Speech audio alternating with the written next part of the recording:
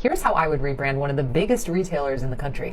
First, let's take a look at the history of JC Penney, not just the American retailer that's been around for over a century, but the man himself. So James Cash Penney was born in Hamilton, Missouri, and he was the 7th in the line of 12 children. Oh my God.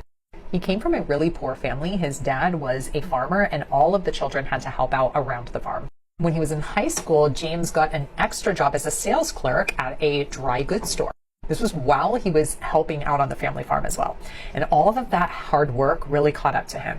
He apparently got ill and he was diagnosed with a susceptibility towards tuberculosis, which in those days was really dangerous. So in 1897, he moved to Colorado on the advice of a doctor who thought that the drier climate might be better for his health. So initially, when he moved to Colorado, he opened his very first business, which was actually a butcher shop.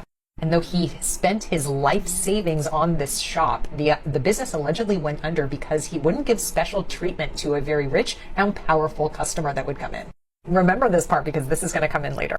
So in 1899, he joins forces with two guys named Thomas Callahan and Guy Johnson in their Golden Rule stores. They then opened up their own Golden Rule store in Wyoming, which was under the JC Penney company. Not only did the Golden Rule, which is treat people as you would like to be treated, vibe with JC Penney personally, it became the mantra and the mission of JC Penney Corporation.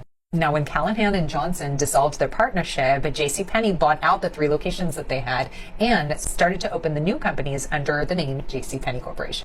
They also moved their headquarters to NYC in order to streamline their buying and financing. After that, things exploded for them. They went from 34 stores in 1912 to 1,000 stores by 1928.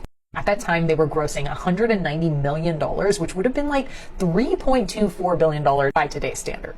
But in the crash of 1929, the Great Depression left JC Penney in financial ruin. He lost virtually all of his personal wealth, and he even had to borrow against his life insurance policy in order to make payroll for his company.